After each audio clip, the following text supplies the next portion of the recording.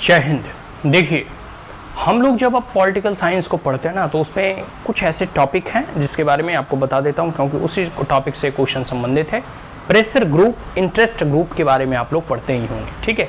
और राजनीति में प्रेशर ग्रुप और इंटरेस्ट ग्रुप का एक अहम योगदान है, एक अहम सिग्निफिकेंस है, ठीक है। और ख़ास करके सिविल सोसाइटी वगैरह का आप देखोगे तो अमेरिका में एक अलग ही प्रभाव है, ठीक है, सरकार के ऊपर। और भारत में भी ऐसे कई एक interest group, pressure group, NGO वगैरह का भारत की पॉलिसियों, नीति निर्माण में बहुत बड़ा इम्पैक्ट जो है वो डालती है, प्रेशर क्रिएट करती है और सरकार से अपनी बातों को मनवाने का प्रयास करती है।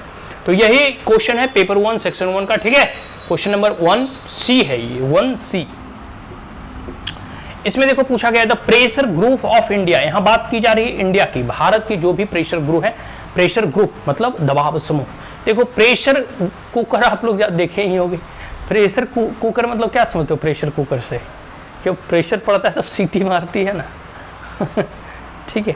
तो उसी प्रकार प्रेशर ग्रुप होता है, मतलब एक समूह जिसका कि कॉमन इंटरेस्ट होते हैं, शेयर्ड कह सकते हो कि कॉमन इंटरेस्ट होते हैं, और उसी शेयर्ड इंटरेस्ट के लिए, अपने हितों की रक्षा के लिए वो गुहार लगाती है, कैंपेन करती है, मूवमेंट करती है, सिग्नेचर कैंपेन करती है, पोस्टर, स्लोगन निकालती है, मार्च करती है, अपनी बातों को रखने के लिए, अपनी बातों को सरकार तक पहुंचाने के लिए। सरकार देखती है कि भाई इस प्रेशर ग्रुप में या इस समाज के लोग या इस सोसाइटी के लोगों का बहुत मेंबर हैं उसमें, अगर हम ऐसा कानून नहीं बनाते हैं या इनको इस कानून में सम्मिलित नहीं करते हैं, हो सकता है कि अगली बार हमें वोट ना मिले। राजनीति में और ख़ास करके लोकतांत्रिक जहाँ कह सकते हो कि सरकारें होती हैं, वहाँ वोट बैंक पॉलिटिक्स भी होता है।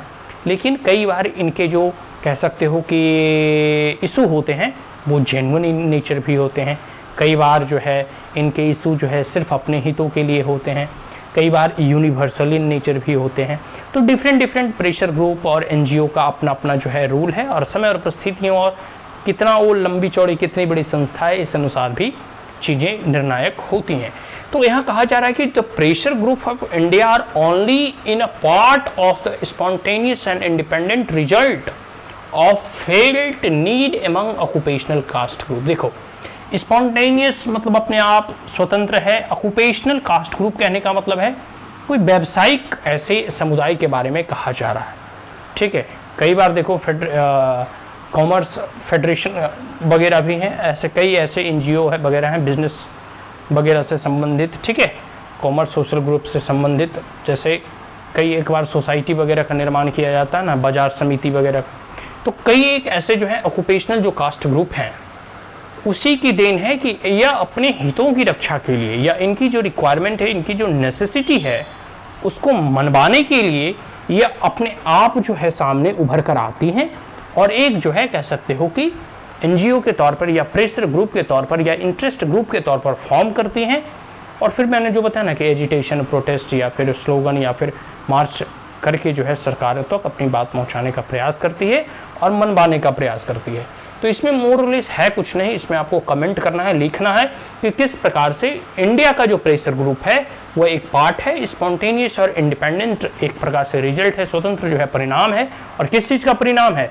जब लोगों को लगता है, एक व्यावसायिक समुदाय को लगता है कि हमें इस चीज़ की रिक्वायरमेंट है, इस चीज़ की ज़रूरत है, उस परिस्थिति में वैसे वो ग्रुप बनाते हैं जो स्वतः बनकर उभरते हैं, निकलते हैं और फिर अपनी बातों को वो सरकार के सामने और समक्ष जो है प्रस्तुत करते हैं, रखने का प्रयास करते हैं।